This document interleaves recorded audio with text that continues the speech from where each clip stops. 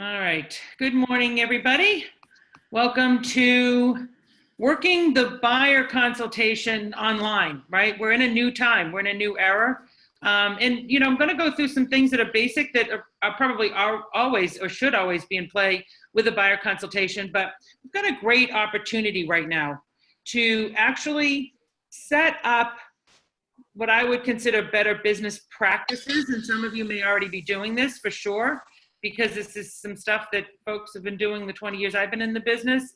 But, really actually setting up a buyer consultation where you sit down with folks ahead of time, qualify, have a good conversation with them, and, set up the process so you're not running around like a crazy person showing properties, right? It's one of the biggest advantages we have coming out of this town right now. Okay, here we go. 10:02, right? Typical realtors. It's one of the biggest advantages actually that I see that's what coming out of here right now. And it's what we've been waiting so long for. And that is to not have to get in the car and drive around like a crazy person showing 15 million properties to someone to make a buy.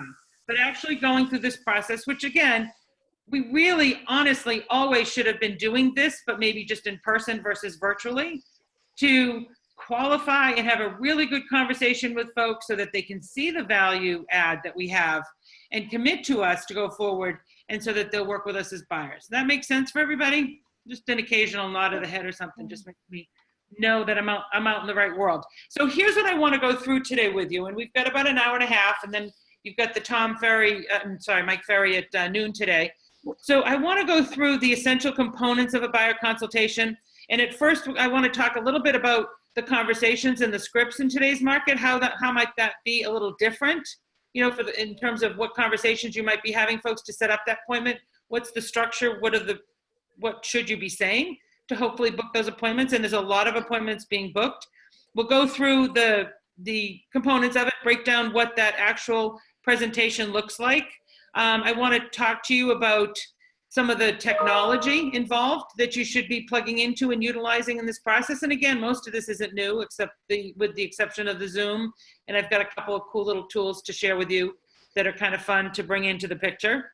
And then really how address with you during this process, how do we build that trust and brand with folks from a distance, okay? So really in this market that we have right now, and I've been saying this for 4 weeks, so I apologize for those of you that have heard this now 15,000 times, but we are still, I understand we're in a situation and people want to say that this is, this is an unusual time or this is an unprecedented time, but we're actually, we're in a situation that's going to be very long-term. There are going to be repercussions and implications of this very long-term in our market, but the market is still very active. There are a lot of contracts going on. There's a lot of deals coming together. There's listings coming on the market. This is not the time to be sitting back and, waiting for this to end, because the reality is you could end up losing a good chunk of this year if you take that approach. Just in one office, this last 7 days, I didn't do this across the board from because I'm managing multiple offices at the moment. Just in one of my offices, $16 million of deals since this started in the last 4 weeks, and that includes 23 deals. And in the last 7 days, and I think this is what's interesting, and you're gonna see an uptick now, in the last 7 days, 7 deals alone. So what does that tell me? That tells me that, those first couple of weeks, people were a little gun shy. They were working with folks that they needed to keep moving and stuff, but they were a little gun shy and they were taking a little bit of a step back to see, okay, is this just 2 weeks and then we're gonna go back to business as normal? And the reality of that answer to that question is it's not. We're in this on a longer term. And again, there's some implications to this that can really help our business long term in terms of how we do business, right? And how we interact with that client and whether we can meet in person or not. So the techniques and things we're going to talk about today are very easily transferred from a Zoom meeting to an in-person meeting and should really become part of common practice for you working with buyers. Disadvantages, so advantages we talked about, less running around with folks, right? Less dangers of buyer just walking into an open house and you losing them because they can't do that right now. There's no open houses that are out there. So there's a little more connection to you, or there's a much better connection to you. And then they're also, the buyers right now have more time on their hands. They have availability to do a buyer consultation, where in the past they might have said, no, we just want to go look at properties. We don't have time for that. First of all, we always should take time for it, because a very focused, hour of time with them can save a lot of running on the back end always. But people are a little less apprehensive to that right now because they have that time, and they're happy to take that time and be informed in the process and what their options are and what that whole process is going to look like. On the disadvantage side, one of the things, or the things that we have to incorporate into this, is that, there's more fear in the space. So there's always fear in the space with buyers, right? There's always nerves in the space with buyers of, can they afford to do what they want to do? Will they be able to get the financing that they want? Are they going to make the right decision? So there's always fear in that place, but you have some different fears that are coming in right now. Fear of job loss, fear of, what's the long-term implications of this? Where are we going to head from here?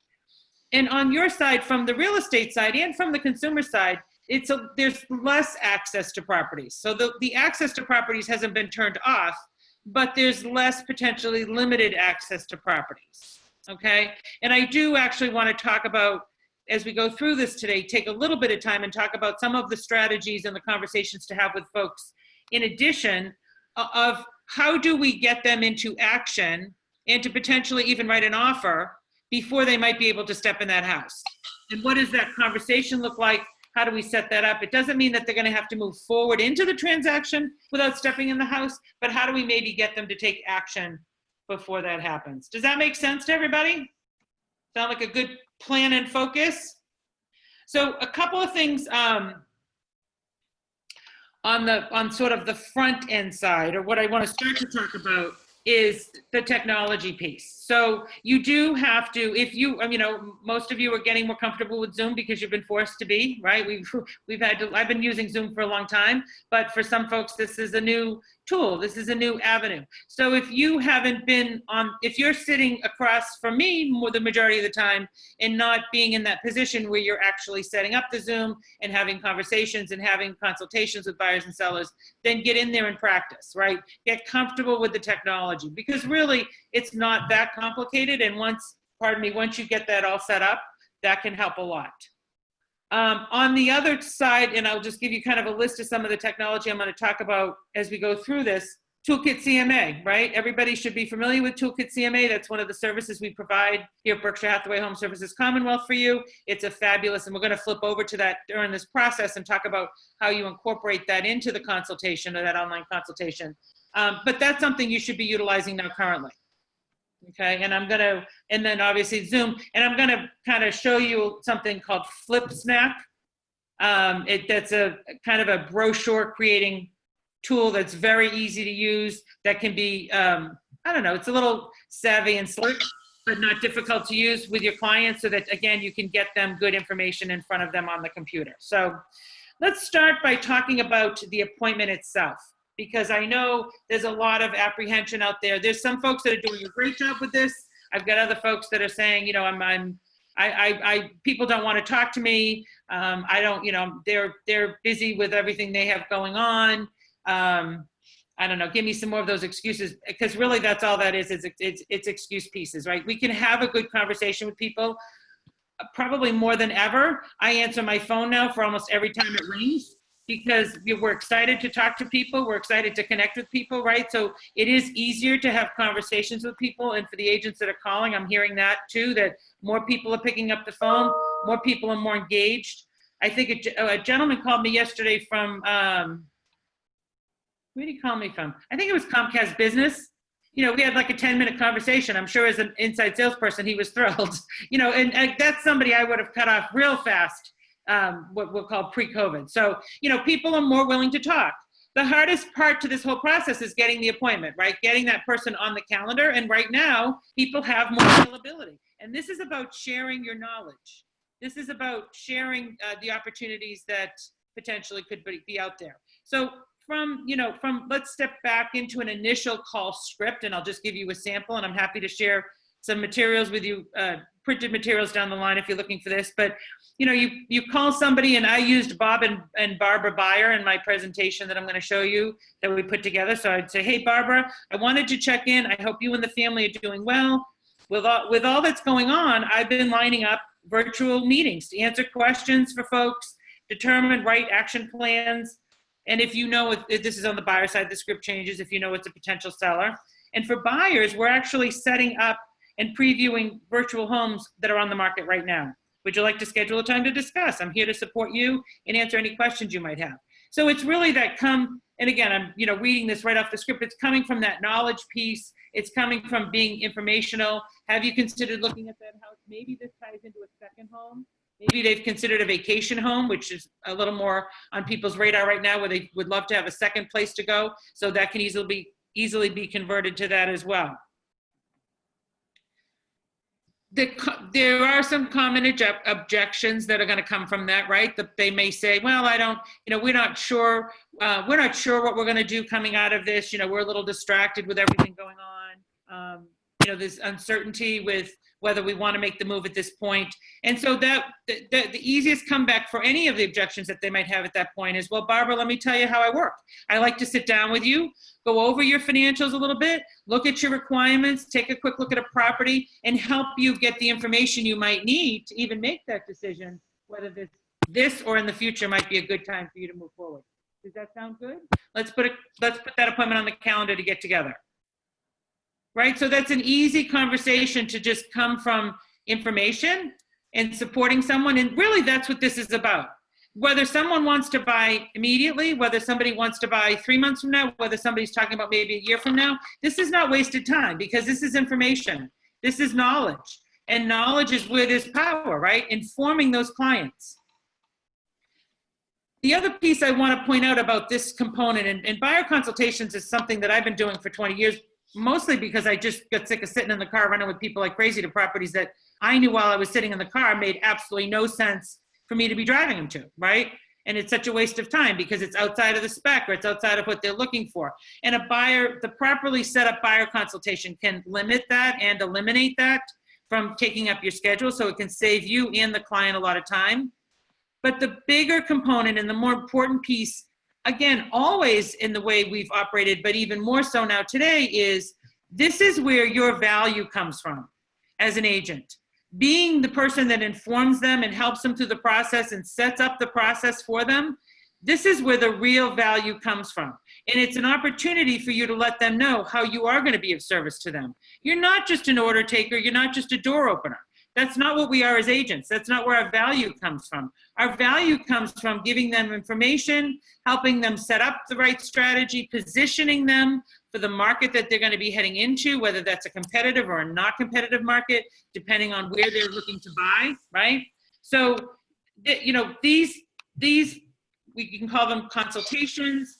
You can call them strategy sessions. I don't call them presentations. I don't think it's a presentation, because it's going to be a lot of questions that you ask them so that you can get as much information to help them through the process. But these consultations is where you, right out of the bat, set that expectation that you're the agent they need to work with. There's nobody else they need to go to.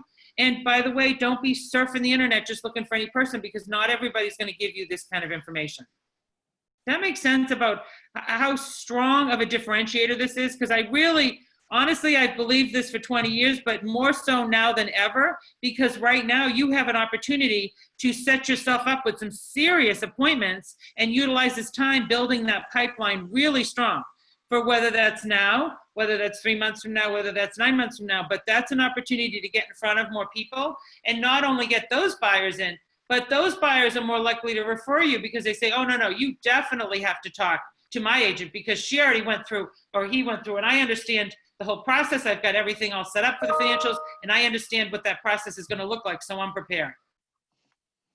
Makes sense, right? Makes sense. Now, here's another tip. I don't know, I'll call these little tidbits my hot tip of the day. From all my users, and this is instant utilize.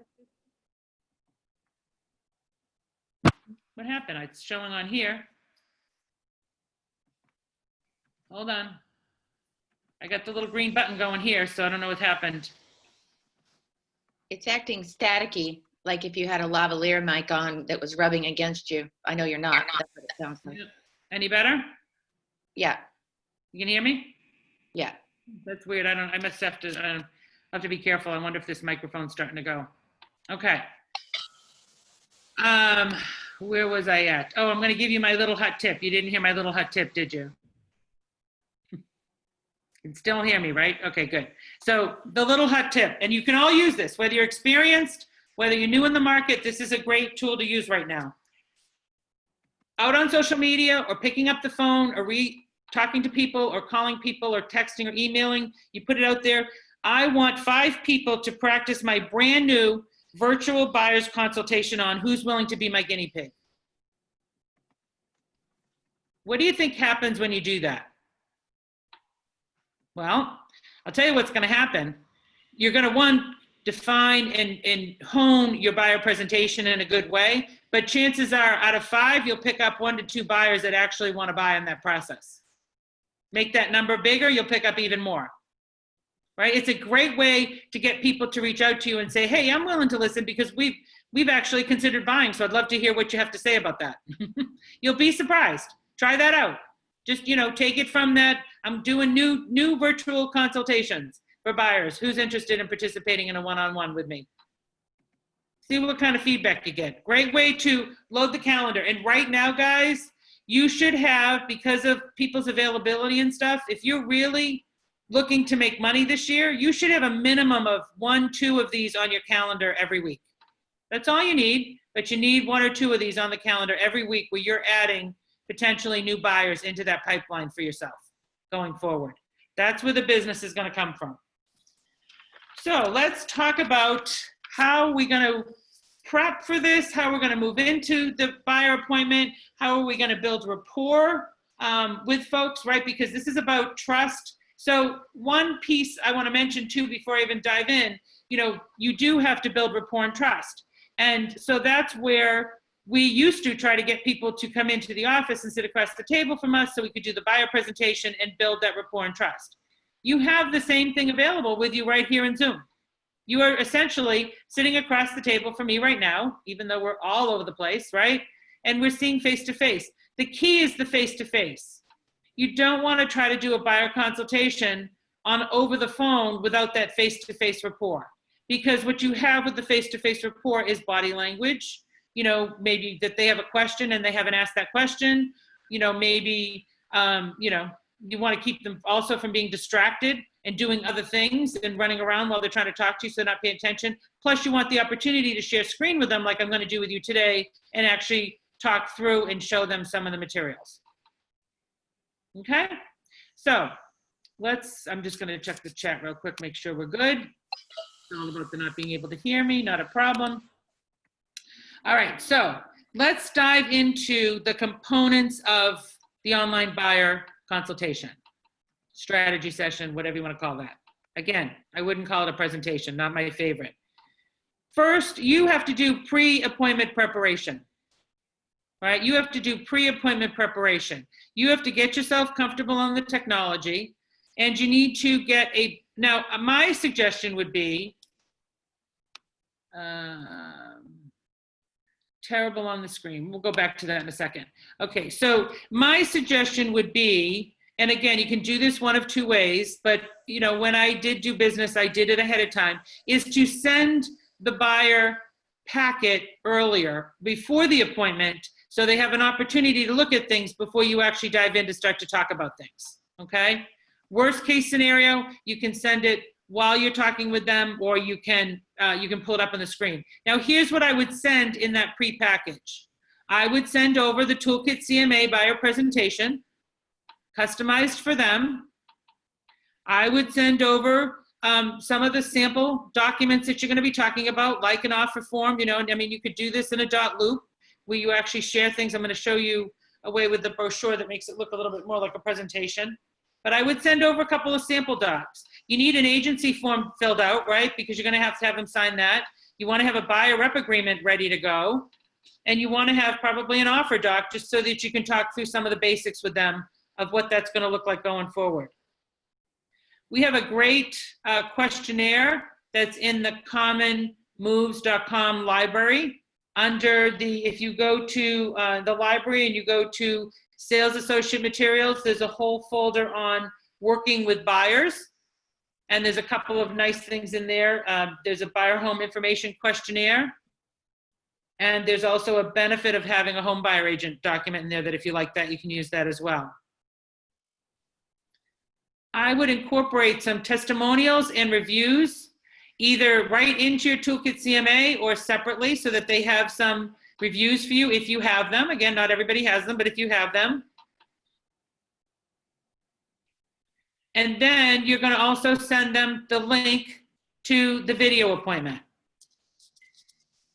Okay, so you want to make sure you send them the link to the video thing. So we do have a question in the chat that I'm going to address because it's actually a really good question. There's a couple good ones in here. Do you have to give them the questionnaire? And my answer to that is you don't actually, because I prefer to ask those questions live with them during the buyer consultation, right? The buyer consultation, the more questions you ask in the buyer consultation, the better job you have done. The more telling and presenting you're doing, I think you're going to get away from them thinking that you heard them and that you understood them. So the buyer consultation is all about questions. And someone asked about being terrible on screen. Any tips? We can talk about that after because I'm not sure the specifics on that. There's also a question about mailing hard copies or sending them as email attachments. You can send them as email attachments in case somebody wants to print them out. You can absolutely ask the client their preference. Most people right now are a little skittish about extra mail if they don't have to get it, extra paper being handling. And that also means that you've got to get in and print it and prep it. And, we're discouraging that as well at this stage. So I would stick to the electronic and or the copies to the email as best you can. And if they need to print them out at home, then they will print them out at home. Okay, the reality is for most of this material, they're going to be engaged with you and not as worried about the material, but some people like that tangible. Some people like to have that material to reference back to. So we're also going to talk about the agenda.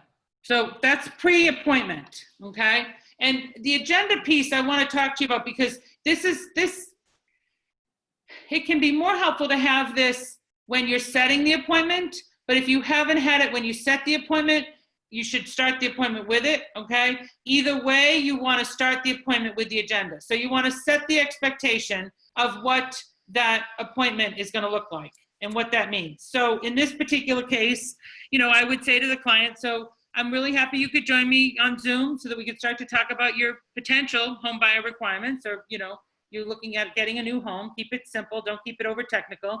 And so what I'm hoping to do today is actually go through a couple things with you. We'll take a look at some paperwork. I want to talk about, your wants and needs, what's important to you in a new property and what you think you're looking for. We're going to talk a little bit about the financing component of that and what that would look like and see where you're at in the process and what steps that you might need to take. And then I'm actually going to take you over and start to look at some homes through the MLS so we can start to see what you like and don't like so that as we move forward and set up virtual and or in-person appointments, we can help narrow that down. That helps me understand a little bit more of what you're looking for. Does that sound good to you? Right, and that's setting the expectation with the client of the process that you're going to go through. Now, again, I'm going to say this a bunch of times because I'm hoping by the end of our time together, you really get this. This is all about asking questions. Okay, so my dog just snored so loud, I swear, did you guys hear that? He is the littlest thing and he just let out the loudest snore. It's hysterical. So let's talk about the presentation itself. And I'm going to, let's let Nisha in the room here and then she come in. And then I'm going to flip over here. Hold on.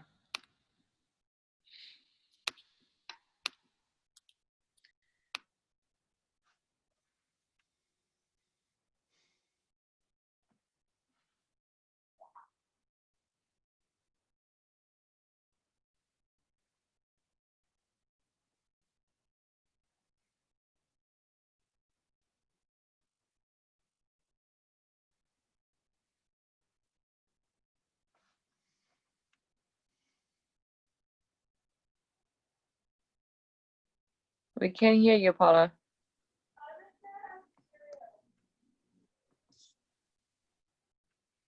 Okay, I muted myself, letting people in the room, sorry.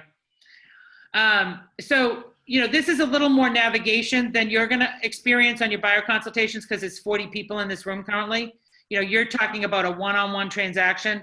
And so it's a lot easier flipping through. But if you're not used to that, find someone else that you work with and say, hey, let's get on Zoom. Let's practice linking over to the presentation. Let's let's practice moving around through the process. Here's the other piece that I would recommend as a coach to all of you, if you're brave enough. If you have these opportunities to do some buyer consultations, record the session. The clients don't even really technically need to know that you're recording it, but we can use that in coaching going forward to help refine the conversations and the process that you're doing, or you can review that to kind of see what makes sense and where you might like to refine that a little bit going forward. So that's just a little tip from the agent side. Even when you're experienced, it's always nice to have somebody listen to what was that conversation, what did that look like, and how can I learn from that? So let me shoot over to screen share. And let's shoot over to, I'm going to go to here first.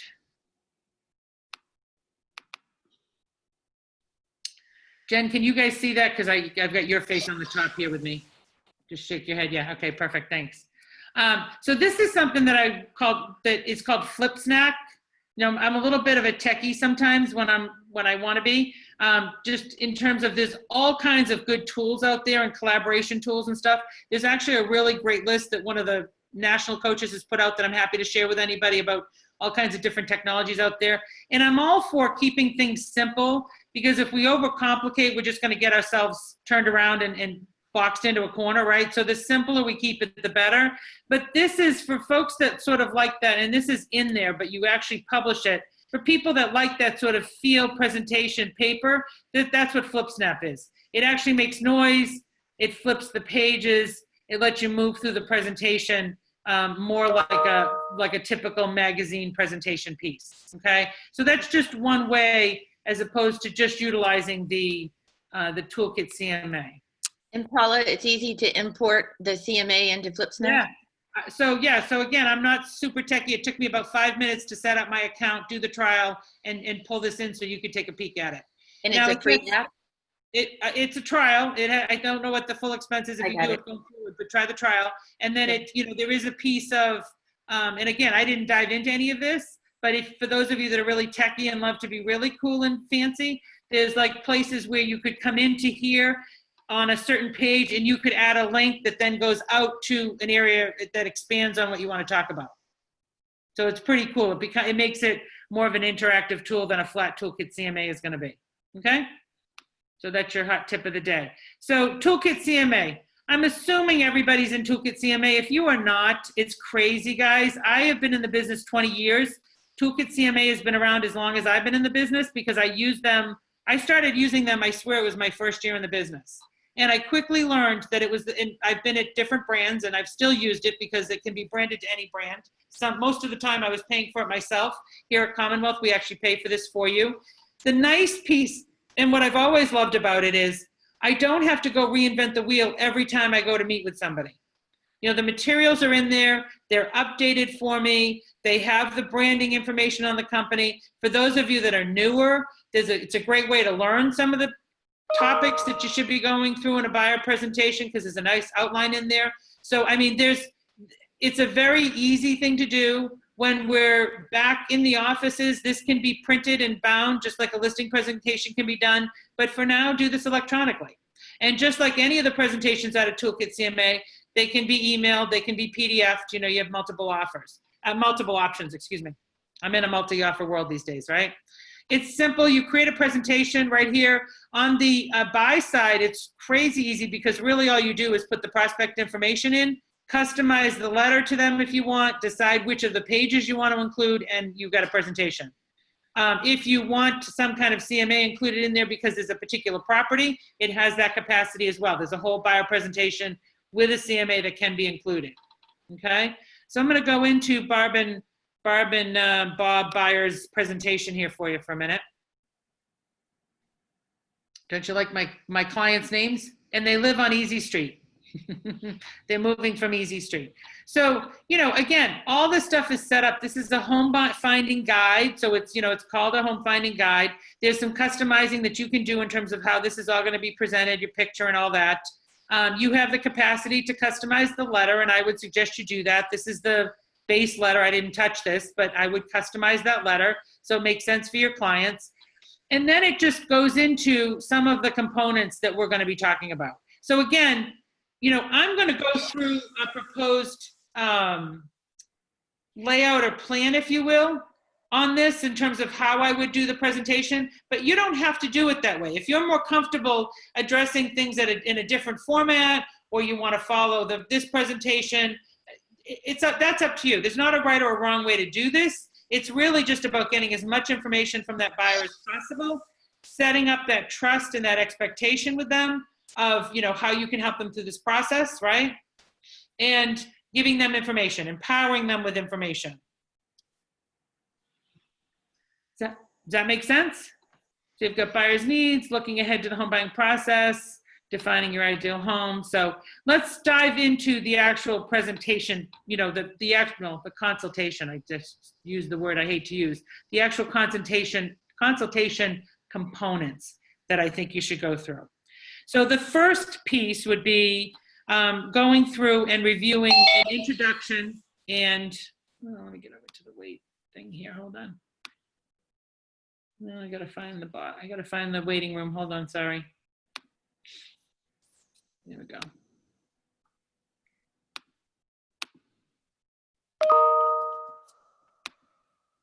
Okay. The first component is reviewing an intro and setting up paperwork and going through the basics. So the preface I like to do on this piece is sort of say to people, so this is kind of a little bit of the boring part, if you will, that we have to go through, but it helps set up some of the things that you're going to see going forward as well. And then we'll dive into the fun part of the houses and taking a peek at some of the houses. So you start the conversation with, have they had any experience buying or selling? What's your past experience look like? Are they first-time home buyers? Have they bought or sold in the past? How is that experience? How did you find that experience for you? What did you like about the process that your agent did with you or didn't do with you? Or what would you change, right? So get some information. This is, again, you're going to hear me tell you a lot of questions now, because this is going to be a lot of questions when I'm sitting on that screen across from them so that I can get as much information as possible. You may want to, at that point too, you're going to start to talk a little bit about why you're different, why it's important to work with a buyer's agent, and what you bring to the table, a little bit about your differentiation. Now, I wouldn't go through your full resume. At that point, I would reference, that you've sent over your resume with the documentations or you've sent over your testimonials. Feel free to let me, answer any questions that you have. But, I want to share with you that, in the last year alone, I worked with 20 buyers and, was able to negotiate in a competitive market to get those buyers into homes that they loved, or whatever you want to do to help differentiate yourself. Negotiation skills are very big with buyers, right? So you want to tap in on negotiation skills and how you're different and how you're going to help them find that home. And again, if they're in a competitive market, which a lot of them will be, how you're going to help them win in that competitive market and make a difference. One of the other really important things that you want to discuss with them up front. So you might want to do a quick intro into the home buying process, talk about the forms a little bit. In Massachusetts, we need to be talking about agency, right? So here's, Mr. and Mrs. Buyer, this is how it works in Massachusetts in terms of agency forms. And by the way, one of the forms I sent over to you is an agency disclosure form. And it's not a contract, but it just sets up the relationship and how we're working together. So getting right into that paperwork and, putting some of the more tougher conversations on the table. But again, it's setting that expectation. You're not telling them to go sign it right now. You're just setting that expectation that you're going to come back to that and making them familiar with that. It makes signing those contracts easier. I would also include in this piece how you get paid as a buyer's agent, right? So let me explain to you how I get paid as a buyer's agent. And again, go through that process. Typically when we're looking at properties, there's a compensation that's offered through the MLS. And so that's where my payment's actually going to come from. And so, and by the way, I don't get paid until you actually buy a home, right? This is all about building that value that I'm working for you essentially for free until you make that purchase, right? And so that in setting up that expectation that you value their time, I'm here to make this easier for you so you don't have to run around and look at a million properties. This is about you and I having a really good conversation today so that we can actually show you the properties that make the most sense for you and that will fit you and your family the best. Okay? So we're going to talk about some paperwork. We're going to talk about how we get paid. This is also a really good time to set up what we call don't go crazy shopping, right? And again, if we don't have a good conversation with a buyer about this on the front end, this is where the danger comes in this, in any market. In our old market, I'm going to call it that, I'm not going to call it typical. In our old market, the danger was always that people would walk in an open house, not say that they were working with an agent, right? And that agent would steal them from you, write the offer, and you'd lose the deal, right? And these buyer consultations are how you really shut that down so that that doesn't happen, because you have a conversation about that. You know, you want representation in this. You want the best negotiator on the table for you. You want someone who's going to look out for your best interest. And by the way, that comes from me. And I'm also not paid until you actually get that house. And by the way, I'm paid by the other side, right? So it helps show that value and links them into you in, I think, much stronger way than just starting to run around and show houses to people. Then they don't feel like, well, why are you any different than anyone else? We don't understand. All you're doing is opening doors for me. That must be where your value comes from, is to just open doors for me. In today's market, for everybody sitting at home, I would, and in all of them, I would make sure to talk to folks about, you know, I know you're going to be curious and you're going to get on the internet and you're going to start to search all these sites for homes. But, you know, let's talk about where you're going to do that search so you're not looking at things that aren't actually available, because we know like Zillow has a lot of older stuff out there, right? So it's just lead driven. So educating them on whether it's your site or the best place to go, and educating them on not just clicking all over the place to get more information. Letting them know that these sites, you know, if they click on more information in Zillow, then really all Zillow's looking to do is sell their information to another agent. They're going to get bombarded with phone calls. And so if they find a property where they want additional information or they, you know, need clarification, please just pick up the phone and give me a call or send me an email and I'll dive into that for you. But again, educate, right? Educate. Set them. Sorry. No, I was just going to say I had a situation yesterday where my buyer went on the internet and he sent me an email and he told me how high the taxes were on a house we were looking at. Mm-hmm. The house had been reassessed very recently, and I had that info, but it hadn't populated out to realtor.com or wherever he was. Yeah. Yeah. So he was automatically saying, we can't afford this. I don't want this house. It's a white elephant. And I said, well, no, the tax happen, right? If you set yourself up properly as the expert, then they're going to know to come to you with their questions and concerns so that you can help address them. Typically he does, but he's getting a little nervous. Yeah. Well, they're all, again, that's our job, right? That's our job to keep them in line. So again, lots of questions, lots of information. So in that introduction, I'm showing my value. I'm giving them an introduction into the paperwork. And, you know, at that point, I would talk about the buyer rep agreement, not to get them to sign it right there, but so this is how I work. You know, once we have gone through this information and we've started to get to know each other, and if you decide you want to work with me and I decide I want to work with you, because this is a mutual back and forth relationship, then I will have you sign a buyer rep agreement, meaning that you will work with me exclusively. And that way I'll have the opportunity to do research and help you through this entire process. And remember what I had said earlier, you know, I am typically paid by the other side. And if there's an instance where you would need to bring money to the table, we would talk about that up front before you even put an offer in on a property, right? So what have I done with that? I've already set up the buyer rep agreement. I've already set up the tone for them to sign it. And honestly, so many folks tell me when I'm doing training all the time with buyers, you know, oh, it's so hard to get the buyer rep agreement, or I don't want to ask those questions. Here's the reality, guys. I know a lot of folks also complain, oh, I run around with all these buyers and then they make an offer with someone else. The only way to protect your business is to have that buyer rep agreement. That is the only way to protect your paycheck that you're going to get paid. And you don't get paid until they buy. So there's clients you run with that you don't get paid from anyway, and you're willing to take that risk, but you're not willing to take the risk that I do all the work and run with you, and then you buy the house I tell you about and you buy it from someone else, right? So keep that in mind. And really the better job you do of setting that up with them, the better you're gonna get more buyer rep signed. And if honestly, if you set this up right, the majority of times the clients would come to me and say at either the end of that first meeting or at the first showing, they'd say, you had a paper or contract or something you needed us to sign. Do you have that with you today? We'll take care of that. Right? I almost didn't even have to ask once I've set it up that this is how I work. Okay.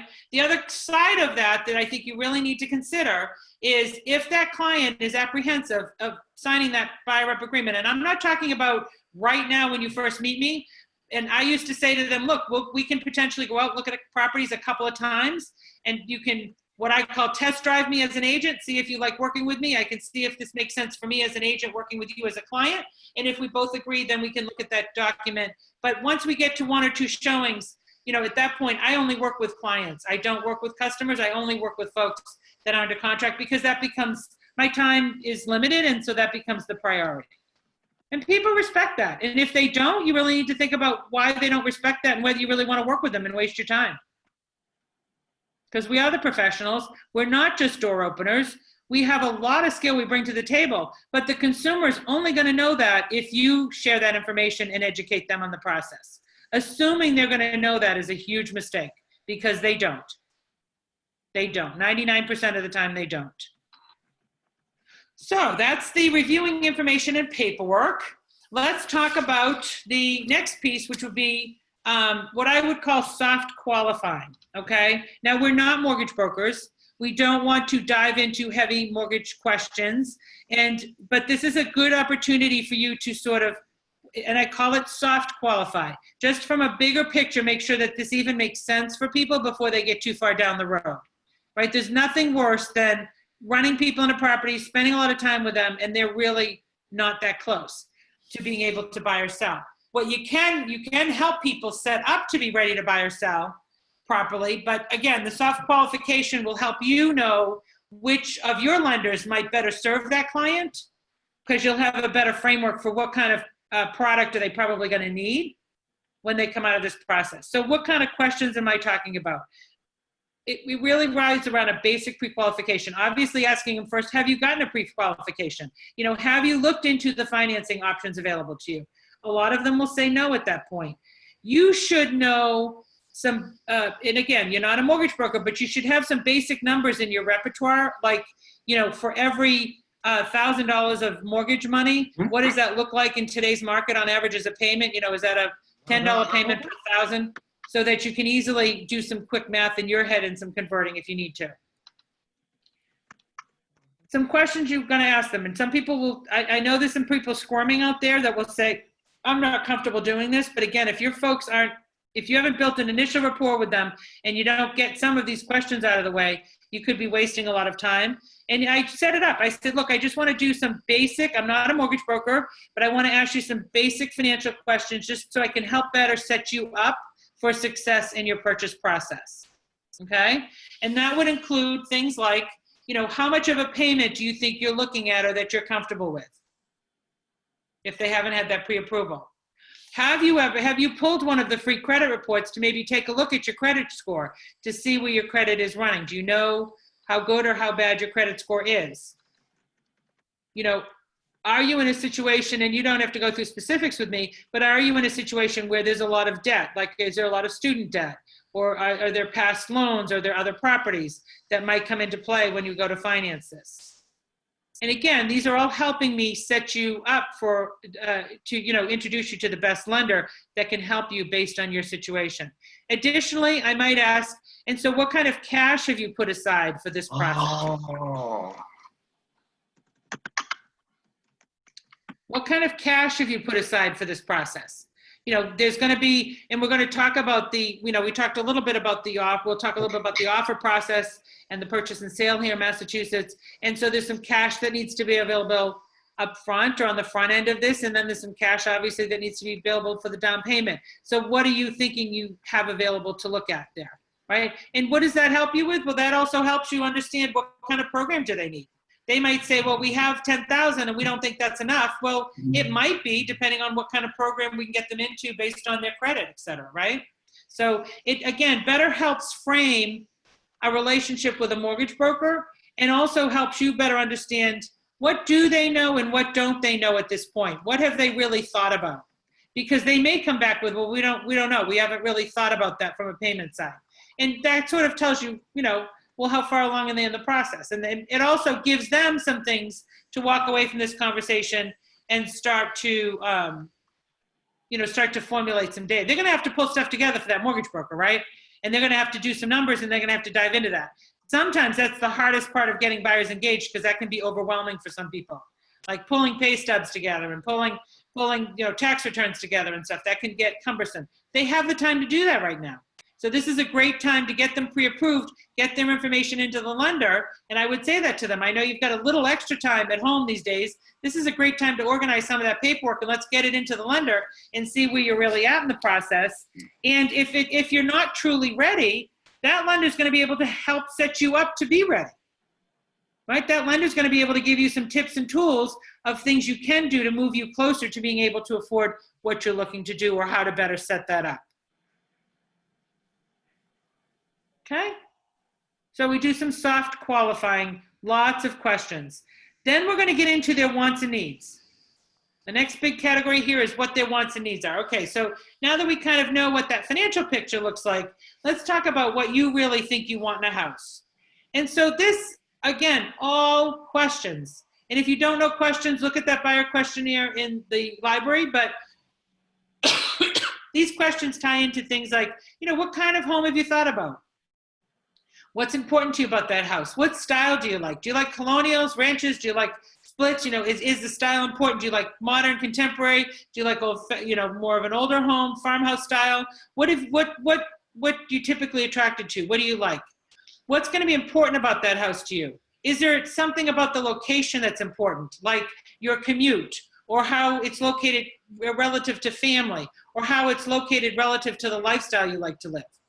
Do they want to be within walking distance to certain schools? Do they want to only commute 10 minutes to work? Do they want to be close to trains so they can commute to work?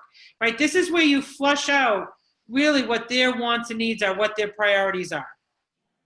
You want to paint a picture of their lifestyle. What's important to, do you have pets that you want to be able to bring in this house? Is there something within the home or the yard that's going to be important to you because of pets or other folks you have in terms of your living situation?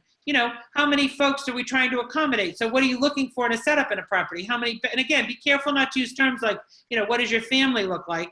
Or, you can keep it general, but it's better to say, what does your living arrangement look like? How many bedrooms might you need? Or how many baths are you thinking you might need?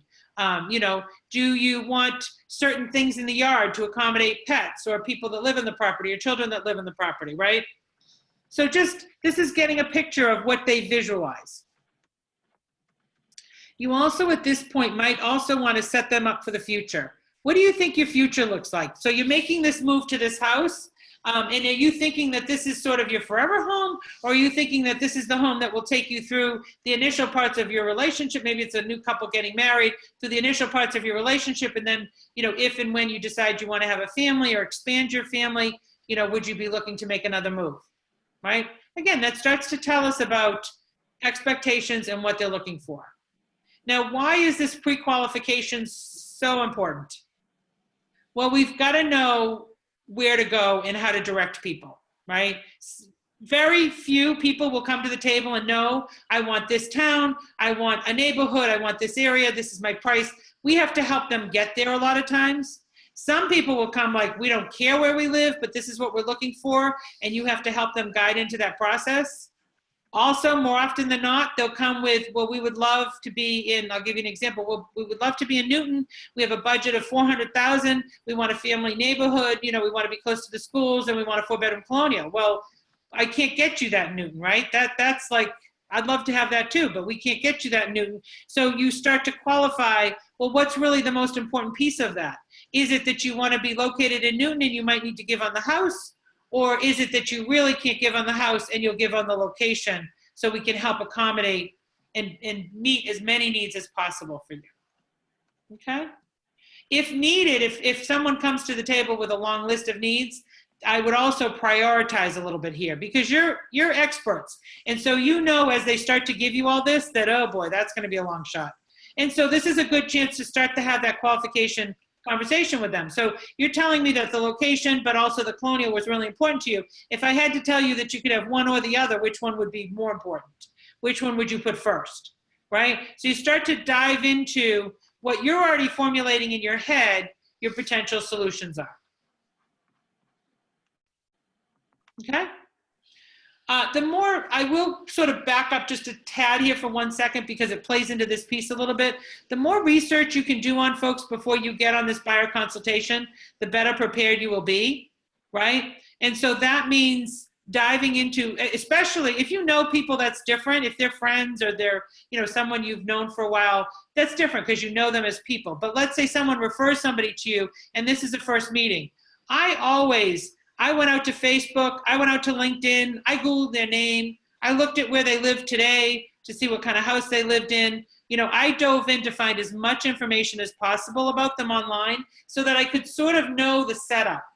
And a lot of times, you know, understanding where they're coming from, where they have been living, what they've been doing, what they like. You know, their Facebook is telling me, oh, they love to bike ride and they love to walk outside with their dog all the time. And that's going to be important in where they live, right? They're going to want access to those types of activities. So there's a lot of information by diving into the social media, the LinkedIn accounts, you know, that you can get. And if somebody refers them to you, sometimes asking questions of those folks.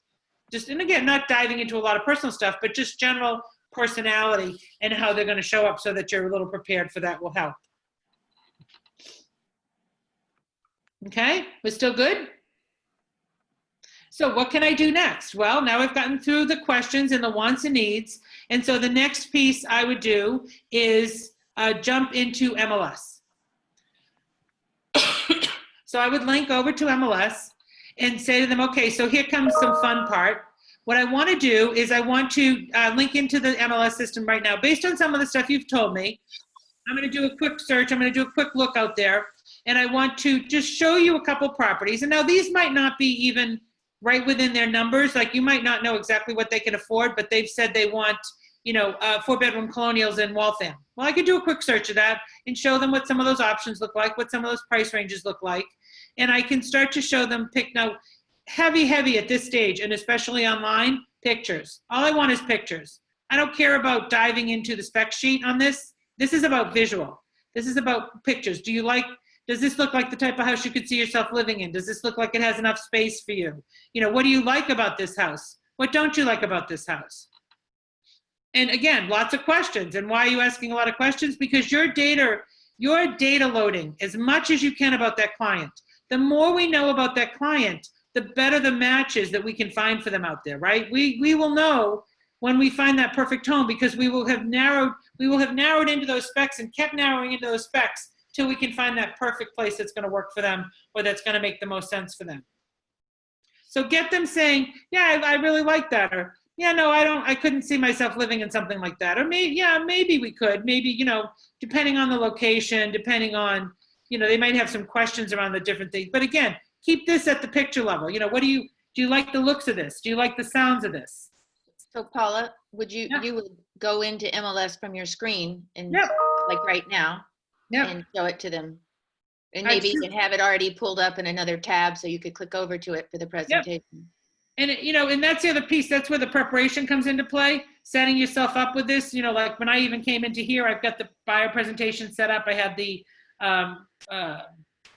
what's that called? Flip Snack. I think that's the oddest name, but the names out there these days are funny. You know, I had the Flip Snack open. I'd have the MLS pin open so that you can just hit the tabs and jump in. And you know, you may know some general specs about them going into this conversation. So you probably, hopefully, have done a little research based on that, and now you can refine it a little bit based on the conversation. And you just say to them, you know, I'm going to do more research, but I want to get an idea at this stage of what seems to make sense to you versus what doesn't seem to make sense to you. Sound good? And again, this is where I would practice. If you're not used to flipping in and out, doing the screen share, get on with another agent in your office. You know, say, hey, let's go through a buyer consultation. I'm going to set up a buyer consultation for you. I'm actually going to have the conversation with you so I can record it and listen back to myself. I'm going to pre-qualify you. So, you know, act like you're a buyer, come up with some specs, and then I'm going to zip over to MLS and start to show you some properties.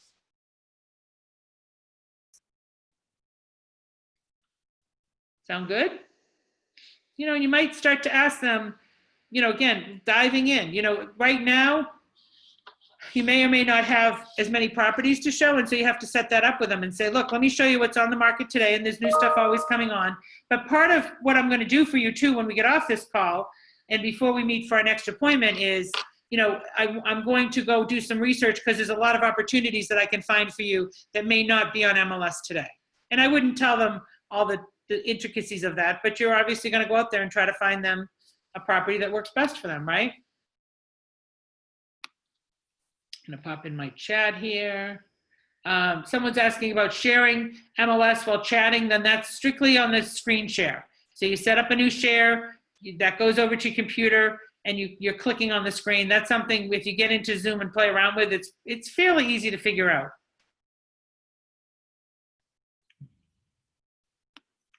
Okay, so, and again, if you want, I don't know that I would do this because I like to keep it simple and I don't like to have to try to manage too many parts because I can get myself all twisted a little too fast. I like to just talk.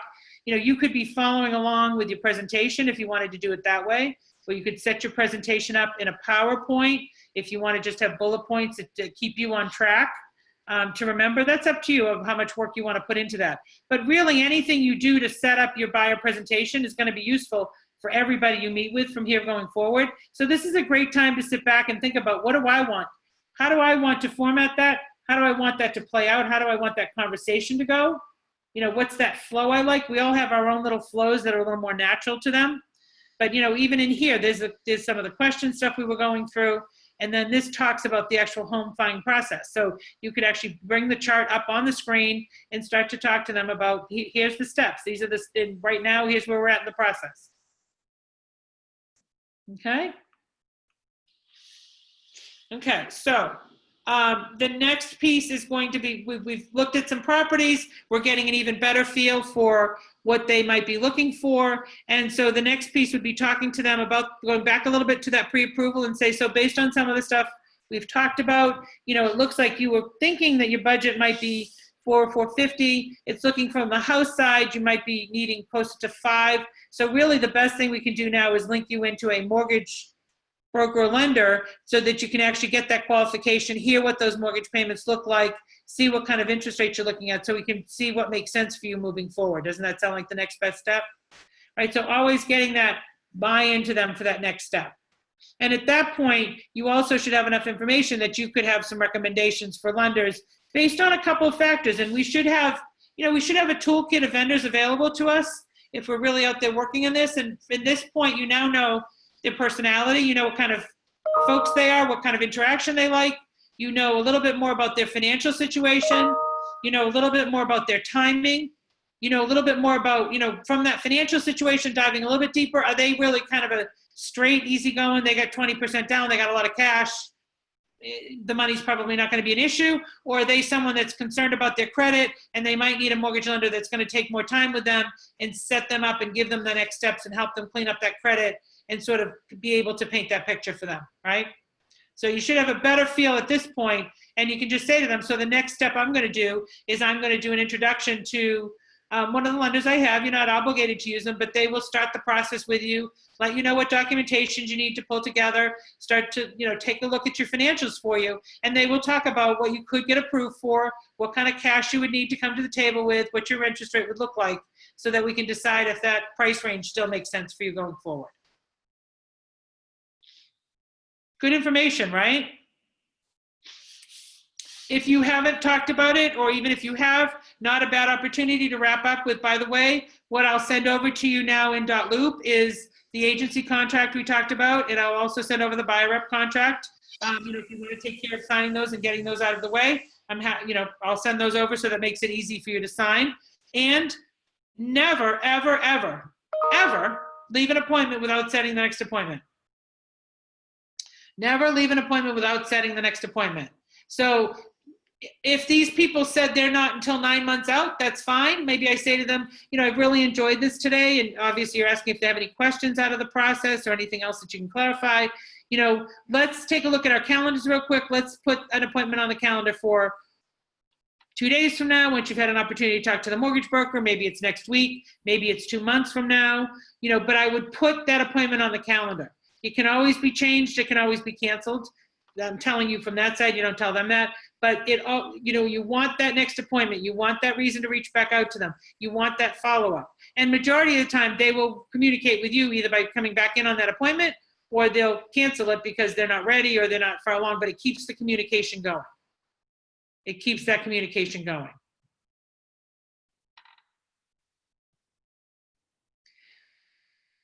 Other technology stuff I just want to mention, or places or resources for you, on commonresources.org.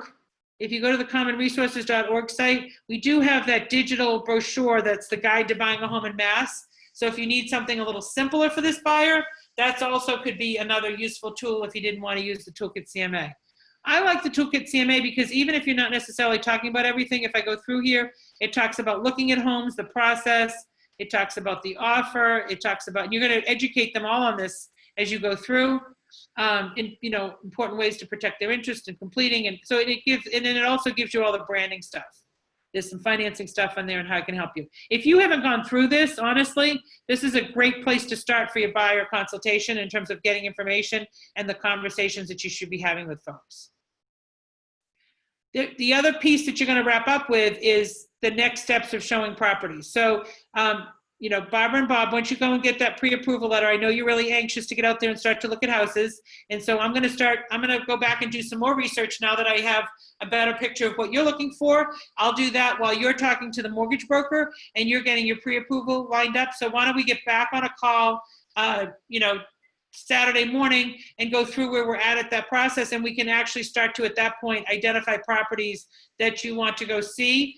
Now, in this market or in this time frame, what we're doing right now is we're doing a lot of virtual. So I'll send you those listings that have the Matterport tours and the videos that you can take a look at so we can start to qualify. If necessary, I can go out and do a virtual tour for you on the property first, if you want to sort of wait for your access. And then if you're still really interested, then we'll figure out how to set up that one-on-one safe showing so that you can go actually take a look and walk around that property and peek in the corners and the closets and make sure that that still works for you. Sound like a good plan? Right? It's all about keeping it moving. So ask a lot of questions, constantly ask questions, listen to what they really say. Don't make up what you think about this process, but listen to what their real concerns and areas that they're going to be the most worried about so that you can address them as you go through the process. Don't be afraid to have hard conversations with them. Don't be afraid to talk about the buyer rep agreement. Don't be afraid to talk about the financing, because that shows, value. That shows how you're really coming to the table for them. That shows that you're really the professional that has the answers for them. Paula? Yes. How do you address the main objection I had with two of my buyers, actually, with the COVID-19? They're like, well, this is the biggest purchase of my life, and there's no way I can do it virtually only, or be pressured to see a house on different terms than usual. You say that again. I missed the question in there. I'm sorry. They object to buy a house virtually, and that's the biggest purchase in their lifetime. Yeah. Okay. So here's the piece where, again, you've got to gauge your client's level of fear at this point. There's some clients out there that they're like, no, I want to go see the house. And so you've got to make arrangements to get them in the house. They want to go see it. There's other folks that really don't want to go out. And so one of the alternatives that we're seeing in today's market, which I think is actually working really well, because, you get into a Matterport tour, I don't know about you, but that's like being in the house. I mean, they can flip around, they can really look at it. And so they are really seeing all the components of that house. But and you're going to see more of this potentially going forward. Some of the properties that are growing out there are saying, we will give one-on-one access or physical access based on an acceptable offer. And so you've got to set up your clients, but they might have to take a step forward with that offer, which they'll understand because you've explained it to them that there's contingencies in that offer that are going to protect them. And one of those new contingencies now might be, an on-site visit, an acceptable on-site visit of the property, either at home inspection or prior to home inspection, before they move forward. Okay, so that can be easily added in, and that can take the edge off of the clients of feeling that, look, you're not going to be all in, have to buy this house without ever stepping foot in this house. if they're not comfortable doing that. There are people out there that are comfortable doing that. They're relocation people. I sold a house in Westford 15 years ago to people from California. We didn't have Matterport back then, but we had video tours, and her friend came and walked around the house and gave her feedback, and she bought the house. And the first time she saw the house was at the closing table. So there are some people that are more comfortable with that, or they're more used to doing that. Does that help? Does that answer your question for you? Perfect. Okay. So I'll go through a couple of the other questions out here on the chat. The Zoom allows for 40 minutes of free. That's correct. At this moment, we do not have a corporate account for Zoom. And I just say at that moment because there's some stuff in negotiation. So I'm not sure how far that's going to pan out. As an agent, honestly, I think the Pro Unlimited that I pay for, that I've been using forever, is $24 a month. It's not a big number. It's either $19.99 or $24 a month. So it's not a big number to get unlimited attendees and unlimited time. So if you're concerned about timing, I would do something like that. But I will keep you posted where we end up as a company on that. Toolkit CMA that I showed for the buyer presentation is in fact the default. The only thing I took out are the dividers that I would have used in a printed presentation. Otherwise, it's all default text. That's all the default template. And again, that's a great tool. Just go in, play around with it, look at it, read it, because the content will give you a lot of good information. Okay, this has been recorded, so we can share the recording. Someone's asked for the list of technology. I will have in the folder with this recording, I will have the list of technology. I'll type that up, and I will type up the script that I was using today, just so you have some of the script material available. But I'll honestly point you for scripts. You know, if you think out to Tom Ferry, if you think out to Mike Ferry, and figure out what feels more comfortable for you. I kind of like Tom Ferry scripts a little more. You know, that you can just feel like what feels more comfortable and work with those to make them your own. But don't be afraid to have honest conversations, okay? And don't tell Mike Ferry I just said that on this recorded call that we're going into at 12 o'clock, for those of you that are gonna throw me under the bus. Yeah, Mia's offering Matterport photographers. I will tell you from the Matterport side, there's Kerry Howell and the company is still going into vacant properties and or safe environments to do Matterports. There are other folks out there, and as a company, Commonwealth is currently actually negotiating a Matterport deal for listings, because we do feel like going forward, this is going to be something that all agents are going to need to offer on these properties.